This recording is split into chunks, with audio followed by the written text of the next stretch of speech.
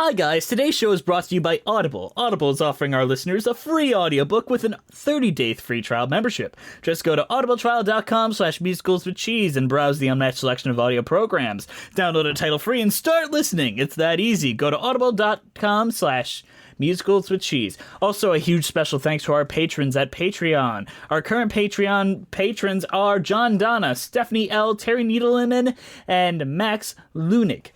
They give us a little extra financial support that helps us keep the lights on here at Musicals with Cheese. If you would like to join them in supporting us and get tons of fun perks such as a patron-only commentary, our episodes a day early, and a bunch more stuff, go to Patreon. We just did a commentary on Cats, so only the patrons are available to get that. Apparently it's pretty good, too. Yeah, we've heard good things. Andrew, do you want to talk about our affiliate link really quick? I do want to say that Jess has a beautiful shilling voice, and he does a great job. But we do also have an Amazon affiliate link. If you're going to buy anything on Amazon, just click the link in the description. Literally, it doesn't cost you any extra. We just get money from it. So if you want to support us, that's a great way to do so. Yep, give us money by buying more stuff. All right, let's get on to the real show. Hello, I'm Jesse McAnally. And I'm Andrew DeWolf. And welcome to Musicals with Cheese, a podcast where I try to get Andrew to like musical theater. And today we have an extra special returning guest. Oh, this one gets the extra special. Last time we had a returning guest, it was just returning guest. Yes, he's extra special. You know him from Some Jerk with a Camera and several other wonderful things. Tony Goldmark. Hey guys, thanks for having me yet again. What's been up since the last time we chatted with you?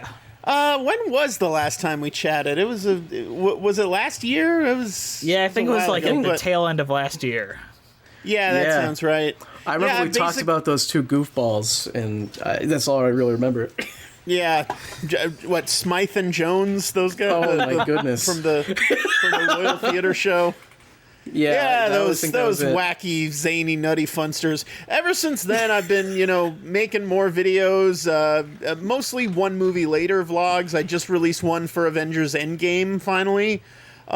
Joining that conversation a few weeks late, but still, doing what I can. And I've also recently done videos about the Dumbo remake and Wonder Park, which is one of the worst movies I've ever seen. So based on Action Park, right? Sure. Let's pretend it is, because loosely because at the end of it, by the time you're finished watching Wonder Park, you will want to do harmful Johnny Knoxville stunts to yourself. So sure, it counts. You'll want to go on the upside down water slide. There you go. So, guys, what are we talking about today?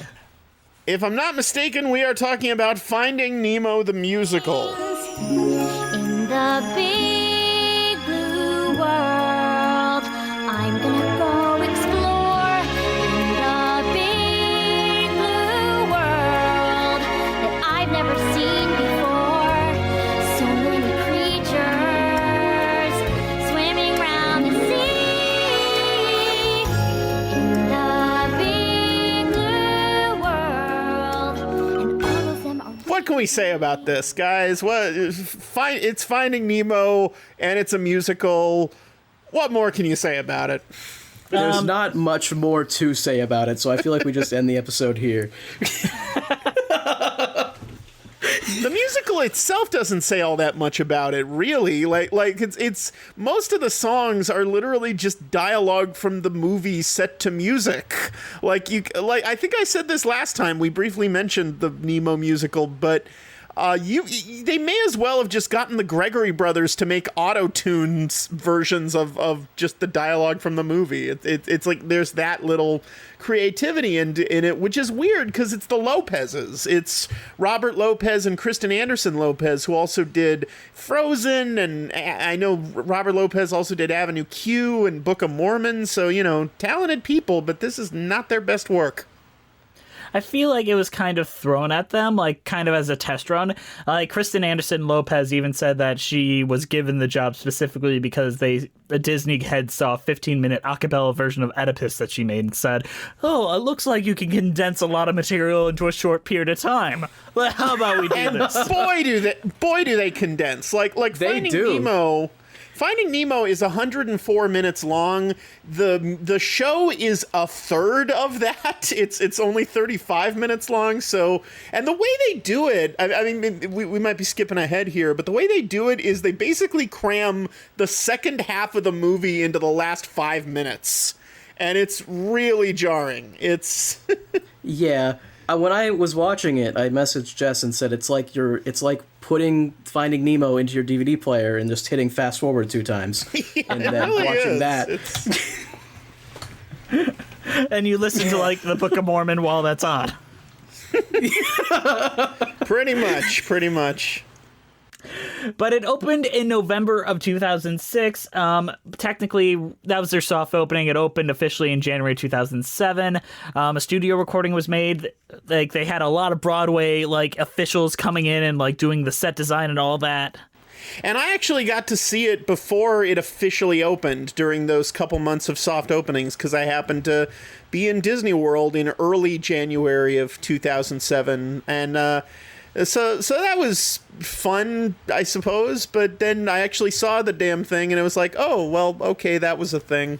It's not even the most impressive live show at a Disney park. I mean, it's like if you've got an extra hour to kill, which you probably will, because there's not all that much to do at Animal Kingdom. You know, sure, it's a nice time waster, but it's not appointment viewing. You know.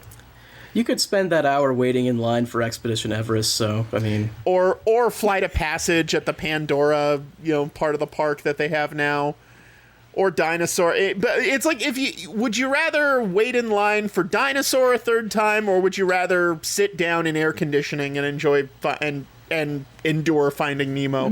Endure Finding Nemo. Because it's not a terrible show either. Like, it's passable. It's just kind of right over the plate. It's fine, but it's just kind of in one ear and out the other. Like, you'll forget it 5 minutes later. My question is, why is it in Dinoland USA section of the Animal Kingdom? Best as I can tell, it's actually like... Because the location, it's not, if you've actually been there, it's not really in Dinoland USA. It's just kind of along the path between Dinoland USA and the Asia section of the park. Now, my theory is they knew that Asia section of the park would be there, but just due to budget cutbacks and delays and things, they actually didn't open the Asia section of the park until about a year after the park itself opened. The park itself opened in April of 98, and the Asia section opened in March of 99. During that first year, that theater showed a show called Journey into the Jungle Book. Which was basically like the typical Disney show of, hey, let's recreate the Jungle Book on stage and do all the songs from it, and we'll also add some Cirque du Soleil acrobat shenanigans because reasons. And I think they thought, well, we should put that near the Asian section of the park because Jungle Book. I'm sorry, I just did a podcast about Weird Al's song Skipper Dan, so I've had Jungle Cruise on the mind. So it's a good song. But yeah, it is a good song. The Weird Alphabet podcast, pipedreampodcast.com. But anyway, I'm on this podcast now, so we're talking about this. But I think they figured, well, Jungle Book takes place in India, so it should be near the Asia section. That's where we should build this theater.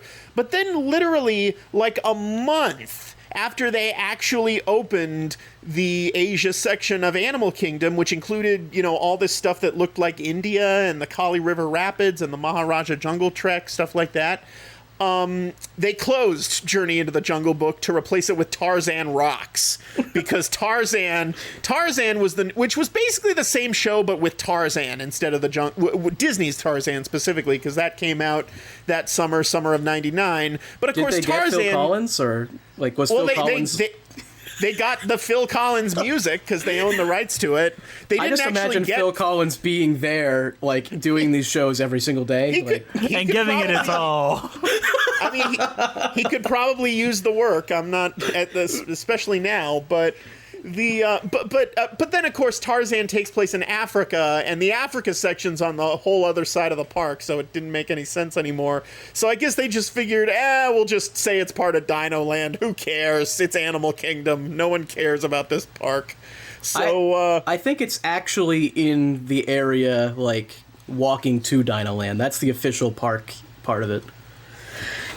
Well, pretty much. Or if you're coming from Dino Land, it's on the way to Asia with Expedition Everest and all that. The theater, by the way, it's a 1,500-seat theater called Theater in the Wild, has been the name of it. And Tarzan Rocks ran there for about 7 years. And then, like you said, in 2006, they replaced it with Finding Nemo the Musical, which is what we're talking about today. Yay! Now, what makes this a musical and makes Aladdin a live spectacular?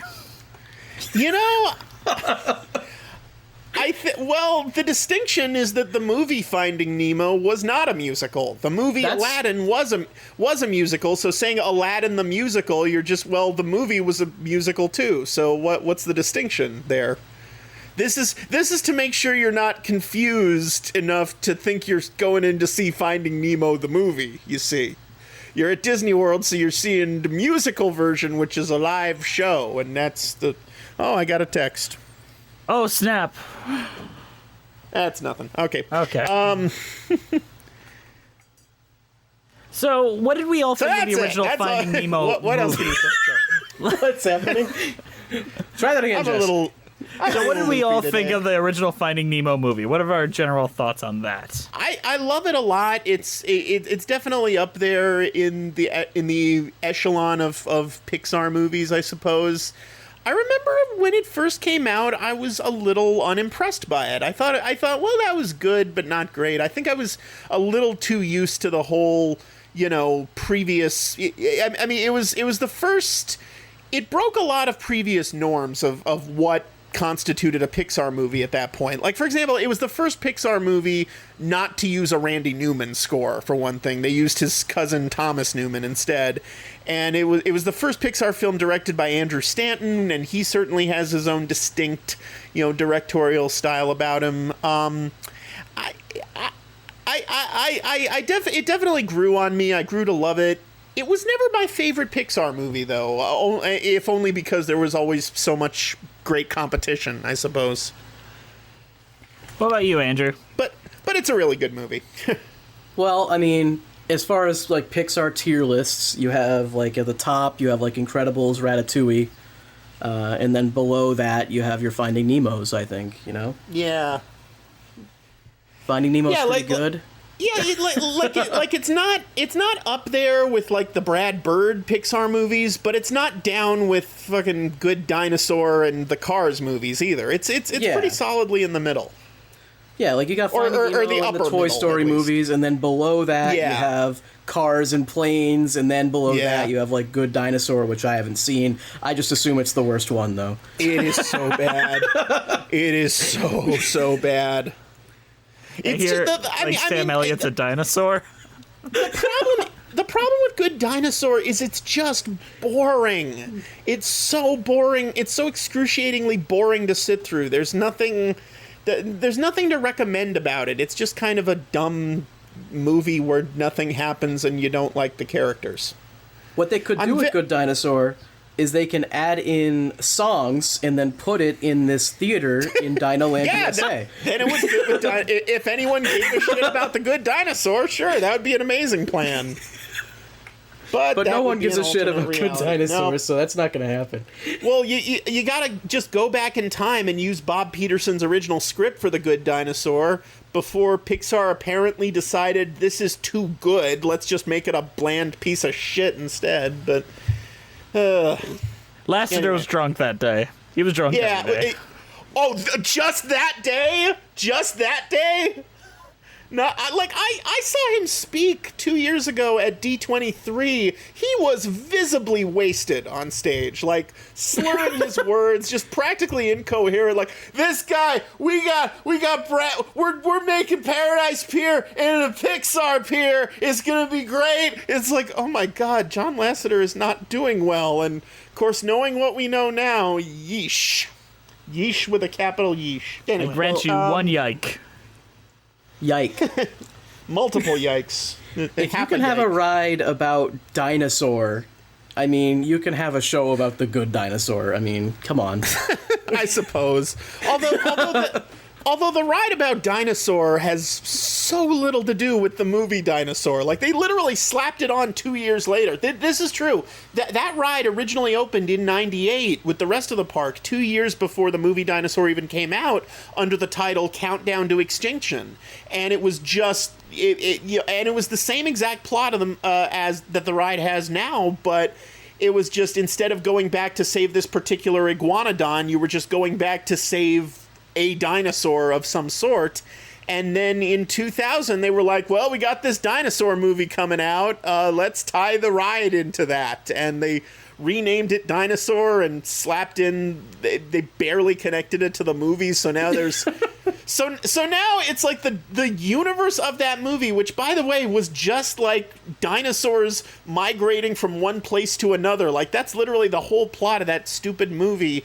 And now they've established, no, time travel exists in that universe too. The humans who will eventually conquer the Earth invent... And by the way, Aladar, the dinosaur you're supposed to love in the movie Dinosaur, yeah, apparently the meteor shower that destroys all life on the planet and causes the dinosaurs to be extinct, he eventually lives through that. So he's gonna see the end of days, this beloved dinosaur you love so much. And also Mrs. Huxtable is there, so... I mean, I think the ride's better than the movie, to be fair, so... It is, but there's not much competition. That doesn't say much, that the ride is better than the movie, because that movie sucks. All right, guys. Speaking of Dinosaur, let's talk about Finding Nemo the musical. Kristen Anderson-Lopez was... Dinosaur the musical, that's what we should do. No! We're dinosaurs, a bunch of dinosaurs. Anyway, sorry. We're good to go. We're all set. We're time traveling back to before this happened. Nevertheless, one of the ideas that Kristen Anderson-Lopez and her husband, their favorite movie was Finding Nemo, basically. And they love the idea of people to see a musical at 4, 5, or 6 and saying, I want to do that. So the idea that they had was to condense it to 30 minutes. They focused on a single theme from the film, which had a bunch of themes. And that theme was the world was dark and beautiful. So both dangerous and scary. And I feel like that was the one idea that they thought to focus in on to make this a cohesive whole, despite it being only like 40 minutes. I suppose, but I mean, if you're gonna... It's definitely better to have a reason to cut things if you're gonna cut things willy-nilly like that, rather than just cut scenes randomly. It's important to focus on a theme. I'm just not sure the musical in question really accomplish that goal, because I would be very curious to go see this musical with someone who's never seen Finding Nemo and see if it makes the slightest lick of sense to them, because honestly, I'm not sure it would to me if I hadn't seen the movie. I'm trying to think of what plot-centric things are missing, though. Like, I watched it once and then listened to the New York studio recording, so it didn't feel incoherent. Well, the whale scene is completely gone, for one thing, towards the end. This is what I mean when I say they cut, like, the second half of the movie down to 5 minutes. It's like the scene where they're trapped in the whale, that's not there anymore. The whole chase scene with the seagulls is not there. And throughout the whole thing, everything just happens so rapidly and fast. Like there's one scene where it, like, cuts back to, Nemo and Gil in the dentist aquarium, and Nemo's like, oh, I'm sorry I ruined the filter plan, Gil. So they couldn't afford to, or they didn't have the time or the money to recreate the filter scene. So they just have Nemo say in dialogue, I'm sorry I ruined your plan. Well, why have the plan anyway in the first place? Like, I mean, that's the one thing I was thinking, like, if you've never seen Finding Nemo, that line especially is going to be like, what are you talking about? Yeah, exactly. Would you have preferred them just play a clip from the movie where he fucks it all up? It's funny you say that, because I was thinking while watching this, it's like, if you're gonna if you're gonna do a musical around, talking undersea fish and other undersea creatures, you've got The Little Mermaid. Disney's, they already made a musical that takes place literally under the sea. But then I realized, well, Disney MGM Studios, or excuse me, Disney Hollywood Studios, has had a live Little Mermaid show called Voyage of the Little Mermaid ever since 1992. But the thing is, that show actually, I mean, pretty lazily, I'll be honest, but it actually does use clips from the movie to kind of fill in the gaps where they couldn't think of a way to dramatize these things live on stage. But yeah, so there's that. I don't know how to fill in dead air on this show. I noticed this was a problem when I was here last time. Like I don't know. It's don't worry, weird. we just have Jess edit it out. Oh, good. Oh yeah, don't worry about, these are highly edited things. So, I'm sure they are. You guys think that the 40-minute encapsulation of this is a huge detriment to the overall story and character arc. Do you think there was anything that was effective about turning it musicalized? I mean, I don't know about a huge detriment. I just think that it makes it feel like they're trying to cram too much in too quickly. I mean, when you consider the function of it being a theme park show, you wouldn't have wanted it to be the whole movie, because you've got a day at a theme park. You want to fill that day with as many rides and attractions as possible, and I as a guest don't want a theme park show to be longer than, say, 40 minutes. That's the problem with the Frozen show at DCA, is they don't. Just as a park guest, like, that takes up like 2 hours of my day, just because it's like an hour to actually watch the show, but then an hour beforehand to get in line and make sure you're in the right section and all that. But I'm sorry, what was the question? Do you think there Is are there anything that makes anything it good? about specifically about musicalizing it? No. I honestly think making it a musical kind of lessens it. I'll be honest with you. I don't think the songs in this are very good. I don't think they almost none of them are particularly catchy. The one song in this musical that I actually kind of like is Go With The Flow, and that's just because it's a Beach Boys pastiche. It's specifically like Good Vibrations era Beach Boys, which is certainly an obvious choice for, the song you give to Crush, the sea turtle who talks like a surfer, but it's still a fun choice, and they clearly have a lot of fun with it. I love the opening bit of it where you hear the word dude with the, elaborate Beach Boys harmonies. That's a really good touch. Go With The Flow is the one song that I've ever really had in my iPod rotation and stuff. A song I would actually listen to divorced from the context of this musical. All the rest of them, okay. The problem with this is that the Walt Disney aesthetic for musicals, ever since he, decided in the 30s that he wanted to start making full-length animated musicals, has always been, you gotta use the songs to further the plot. Don't just have the characters randomly break into song like it's a Busby Berkeley musical or something, where songs just happen. He wanted the songs to further the plot or the character or the environment or any combination of those three. But the point is, every song should serve a purpose of some sort. But at the same time, these are musical numbers, and they need to also function as big, fun musical numbers. They need to have a certain spectacle to them. They need to, they need to be kind of the big show-stopping numbers are, the musical's equivalent of a big action scene in action movies. You can't really have a musical without them. And there needs to be a balance. There needs to be a balance between function and spectacle. When you adapt a movie to a musical, and I'm thinking like, say, Hairspray or The Producers or something like that, the songwriter's job is to take basic elements of the pre-existing storyline and then spin them off into flights of fancy, so you still get that story beat in there, but also the song functions as a big, fun thing on its own.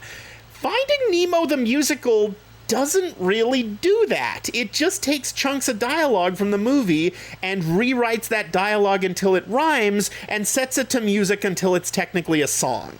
And that so you've lost the spectacle element of it for me. You know, you've lost what's fun about a musical being a musical is there's not a lot of it's very limited as far as, you know, lyrical dexterity. There's not a lot of fun you can have with it because it's still got a, you know,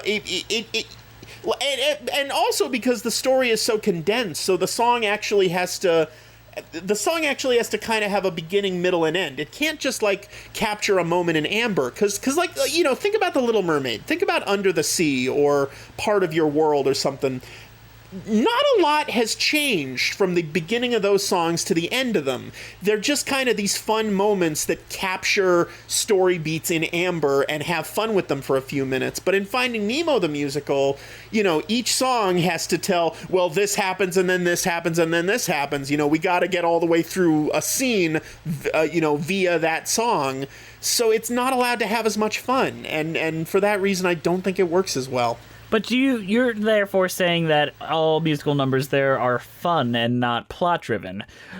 Whereas I think the spectacle comes from the environment that it builds rather than the actual musical number, since you can't really have a tap dancing number with, like, fucking squids and stuff.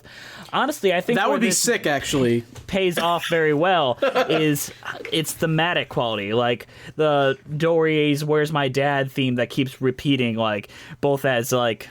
Nemo's Where's My Dad theme that keeps repeating throughout it, creating like this emotional musical backdrop for Nemo as a character, as well actually turning the keep swimming motif as seen like in the film and has become a meme in and of itself into its own musical theme. I think that those thematic elements make it stronger.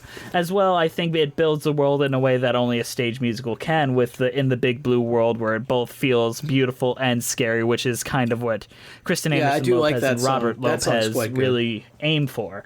As well, it does play with pastiche a lot, like Fish Are Friends Not Food with the rock pastiche. Like, it does have those fun moments, but it is also limited to a theme park stage show's budget. I think the songs themselves in a vacuum are effective storytelling devices, though probably not at Broadway caliber, are still effective for what it's aiming to do. I think where it really lacks is in the lyrics, where a lot of the lyrics are just taken directly from the movie, and it doesn't work that well in a lot of cases. Well, that's also a shorthand to try to make it memorable. Like, the way to make the song memorable is to try to take the most memorable part of take the truth and make it rhyme, basically, as Sondheim says. Well, I agree that the spectacle in the musical as it exists comes from the puppetry, comes from, you know, the big elaborate, you know, the puppets that they use, design, you know, the costumes, the set design, a lot of that kind of stuff. Yeah, the costumes, the set design, all that stuff is good. All that stuff works. I especially like the way they actually make it look like the fish are swimming in midair. That's a really talented form of puppetry in and of itself. Like, it looks really effective. My problem is, and you know, and I will say about the song Just Keep Swimming, at least that song has a good conceit to be there, because Dory was singing it in the film as well. You know, it's this annoying song that she keeps coming out. So expanding that song at least gives that song a good reason to exist. My problem is, you know, this is still an adaptation, and it just doesn't improve on the source material. Like, to me, the story was so much more effective when these characters were just saying this dialogue, and to just build a song around it, I mean, it could work, but to me, the songs just aren't good enough for you know, they're not catchy enough, the lyrics aren't creative enough for the most part. It just doesn't work for me. I feel like the source understand. Oh, sorry. No, I feel like the source material doesn't lend itself to musicals very well. It really doesn't. I feel like if they'd wanted to make it a musical, they would have. You know, but of course, well, like I said, there already was an undersea Disney animated musical at the time called Little Mermaid, so I'm sure they didn't want to, you know, invite even more comparisons. Don't step on any toes, yeah. Exactly. Fins. Shut up, Jess. I think a lot of the problem is that Finding Nemo the movie is just like a road trip movie. And Yeah, in yeah. a musical, I don't think you can do like a road trip musical that well, because usually you just do the road trip as one song and then that's the end of it. Yeah, but the Muppet movie. I mean, the Muppet movie was a good. Well, I was about to bring that up as moving right along is kind of the ultimate road trip musical number. I mean, the Muppet movie still works as a musical, I guess, even though that was a road trip. The problem we've is, done it on the show. the problem is road trip movies by definition are really episodic, and if you don't, and so each kind of. Basically, each stop along the road trip has to be its own unique musical number, and I mean, there's nothing inherently wrong with structuring a Finding Nemo musical. You know, just as the structure could certainly be adapted if you wanted to make it like a full-length Broadway musical, I think. But part of the problem is that this is going into a theme park and they've only got so much time to play with, so it's just everything's just got to be bam, bam, bam, and you've got to tell the story that the movie already told, and it's serving too many masters. I feel like with what the limitations were, they did the best possible job, and I'm going to let Jess talk right here. Let's go, Jess. It's my opinion that musical theater compresses in a way that a lot of other adaptations can't, meaning that you can say a lot in a musical number that you could not say in action, which is why Les Miserables is able to be the 3-hour giant musical that it is and still be the shortest and most complete version of Les Mis, because you can compress all these ideas and complex emotions. Like, you can get in one song the entire first 15 minutes of Finding Nemo all the way up to the drop-off point in one song compiled together in like a verse, chorus, verse, and get it all out there, and without it feeling that jarring. So I think have that a really cool tricycle as well. And I think that the musicalization. I dug the tricycle. I'll give it that much. I agree with Jess. Yeah. Well, the song "In the Big Blue World," I don't particularly care for that song. I don't think it's all that interesting. It's basically Under the Sea on Quaaludes. It's like it's another song about how wonderful it is to live under the ocean, but it's just so like slow and lethargic to me. It doesn't have a lot of energy. I know they're kind of trying to capture the vibe of the Thomas Newman score for Finding Nemo, which was also very kind of.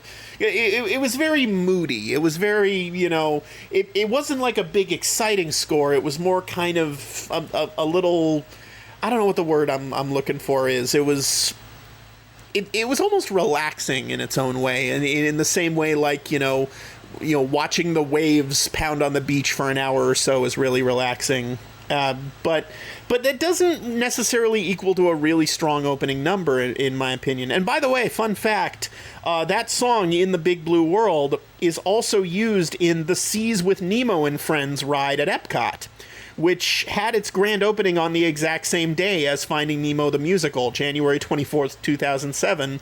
And in that ride, it basically makes no sense, because in that ride, like you're riding along, you're in this ride vehicle shaped like a seashell, and you're going through the plot of Finding Nemo. Basically, they lose Nemo, they find him, and then suddenly all the characters burst into song, and they do this pretty cool effect in the ride where the CGI characters are projected on top of the real aquarium that they've got in that pavilion. So you see real fish behind the fake CGI fish, and it blends in pretty seamlessly, but it still makes no sense that they're singing a song. Mm-hmm. It's fun. Yeah, but it's not. I won't say it's fun, but it is an effective opening number, because in the way that it also acts as setting up the universe for those who don't know, and as well as an I Want song. We understand exactly what our two leads, because they are diverging leads, want. We understand that Marlin has this like uber protective side to himself, and Nemo just wants to explore in song without either of them saying, "I want this. I want adventure," in a vaguely big way. Well, the other problem I have is that the lyrics of this song, for the lyrics of all the songs in this musical, more or less do just say what the characters want. Like that, that recurring theme you mentioned of the Nemo, that's my dad, ba-da-da. So many of those lyrics are literally just him saying how he feels. Like, he's come to get me and I'm so glad. It's just not very creative. But it's also, I think that's effective because it's paying off when he's like, my dad would never do that and all that. Like, it's a doubt and then the shock of it. Like, if it was just, like, out of nowhere, but since it's a reaction to what was previously set up. I see what you're saying, though. I'm not dismissing it, though. I mean, putting the song in, because that was also open when I was there in January 2007. That had also soft opened, the Epcot ride, I mean. And if you've already, and I think I went to Epcot before I went to Animal Kingdom on that trip. And I guess if you've seen the musical already, it makes more sense for that song to be there because you've already heard it in the musical. But for me, visiting Epcot before I'd seen that musical, I was like, why are they singing? They didn't sing in Finding Nemo. That was what? Why are they? I mean, Dory did sing. She sang the one song. Yeah, but there wasn't like background music behind her. She wasn't like Nemo and Marlin didn't join in. It was, and I don't know. It was just weird. Sorry to interrupt you in the middle of the show, but I gotta shill at you. Today's show is brought to you by Audible. Audible is offering our listeners a free audiobook with a 30-day free trial membership. Just go to audibletrial.com/musicalswithcheese and browse the unmatched selection of audio programs. Why Audible? Audible content offers an unmatched selection of audiobooks, original audio shows, news, comedy, and more from the leading audiobook publishers, broadcasters, and entertainers. I'm going to suggest To Pixar and Beyond, My Unlikely Journey with Steve Jobs to Make Entertainment History by Lawrence Levy, narrated by Bronson Pinchot.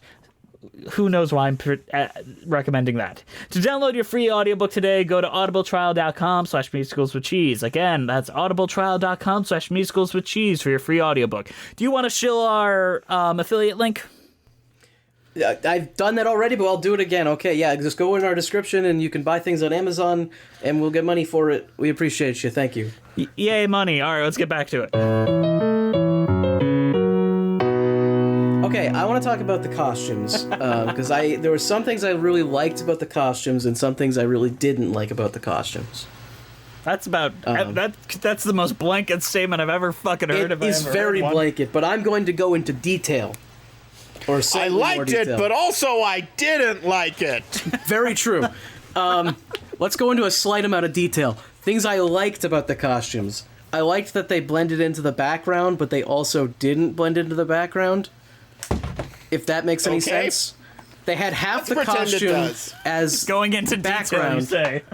I am. They have half the costume as background, so when they have the fish puppet, it looks like they're floating. But then, like, they'll have their own, like, thing. Like, I think Marlin and Nemo had, like, a red strip on their head. So when they didn't have the fish costume, you could still see them. And I liked that. I thought it was interesting. I don't like things like Dory's costume where she looks like a doodle bop, and it's not okay. Oh my god, she does look like a doodle bop.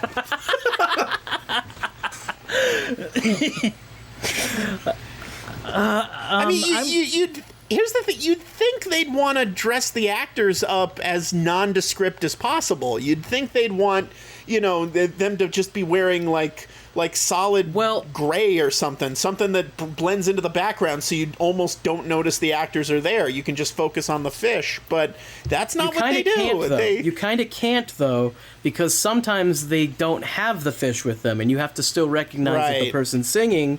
So that's what I liked about it, is that they kind of did both, in a way.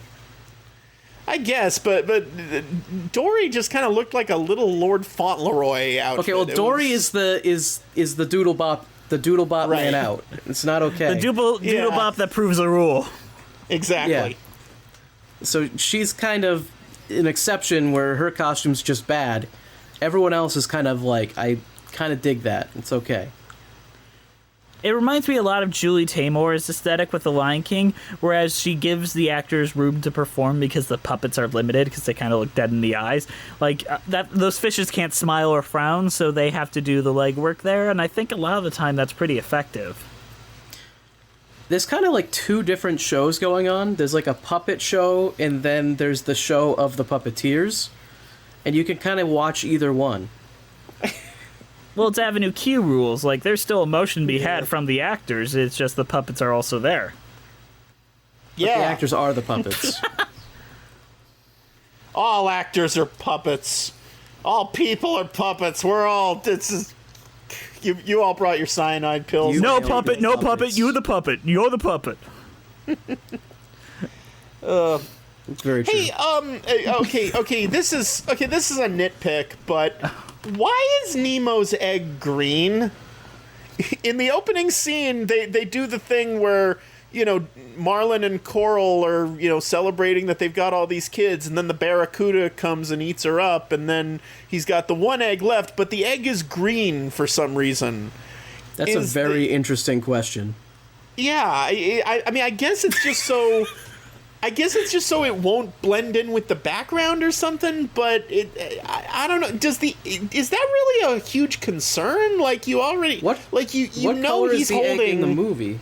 I don't remember. It's red. It's because I believe right, yeah, fish eggs are Well, red. they wanted it to be the heart of Tahiti. You know, oh my God. You know what it is? That's why the barracuda didn't eat it, because the barracuda is Sam I Am.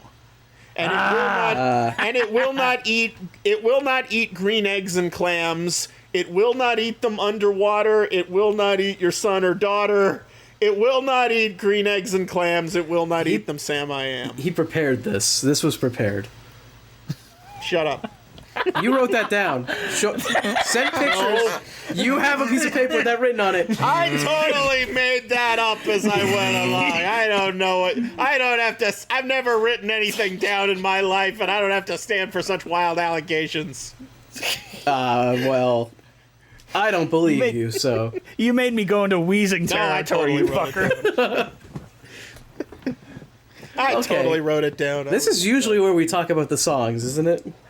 Yeah, do you want to talk... We cover them a little bit. Do you want to go in more detail? This had songs in it?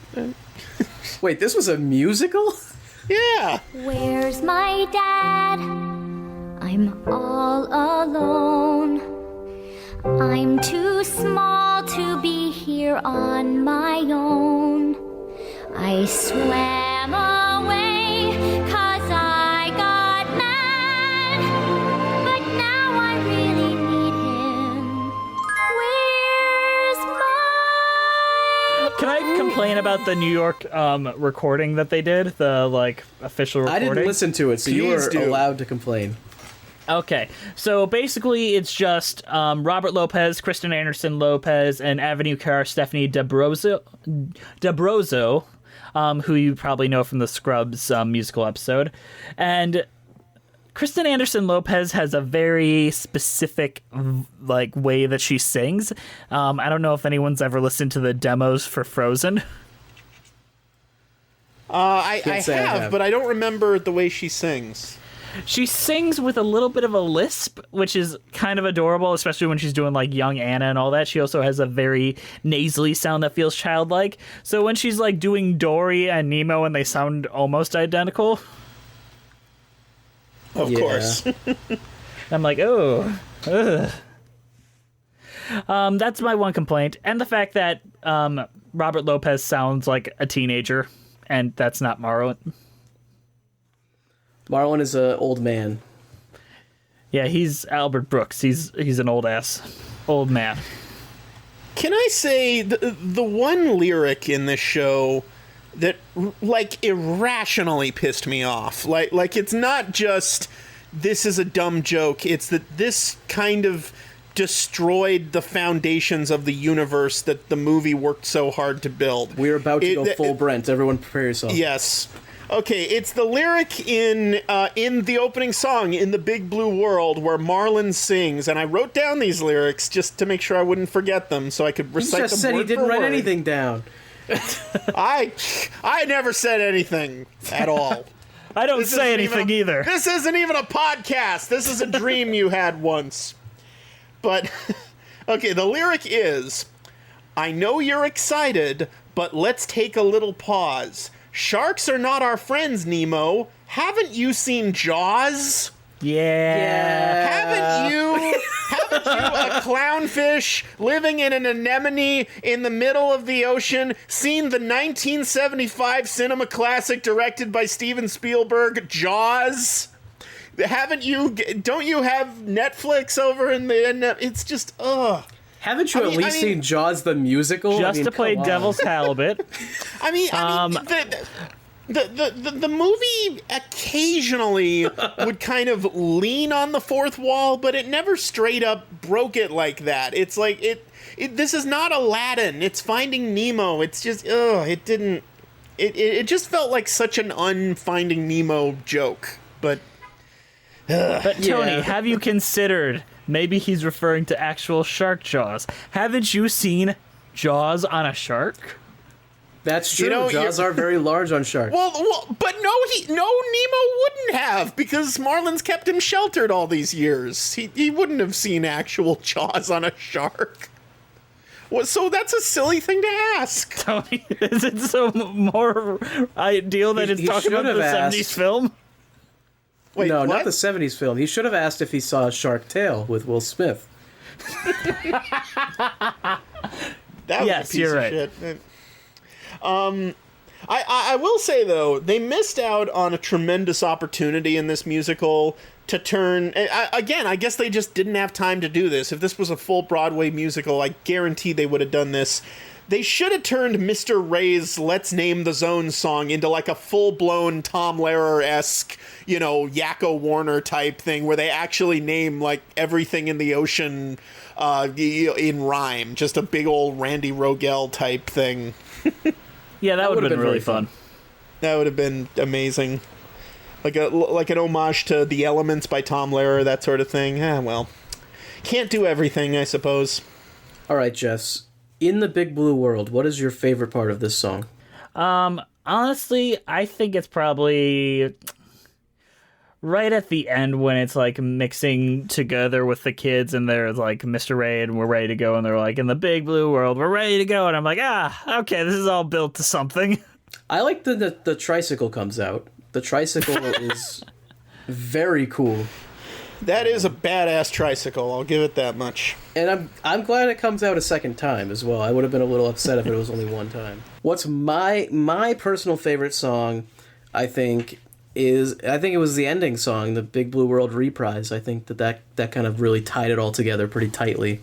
What, So Tony, I like I know that you one mentioned the it, but do best. you want to elaborate on yours? Yeah, go with the flow. I just love that whole mid-60s Beach Boys Good Vibrations aesthetic. I mean, and they really captured it well. I will give credit where it's due. Like, that was like it was really like, it's a catchy melody. It sounds like a song the Beach Boys would have recorded in the 60s, and in fact, it's even authentic to the Beach Boys, the fact that the lyrics are a little shaky, because the Beach Boys were never good lyricists. Like, if you listen to Good Vibrations, there's all these elaborate harmonies and things, and then the lyrics are, I like the colorful clothes she wears. So, it fits.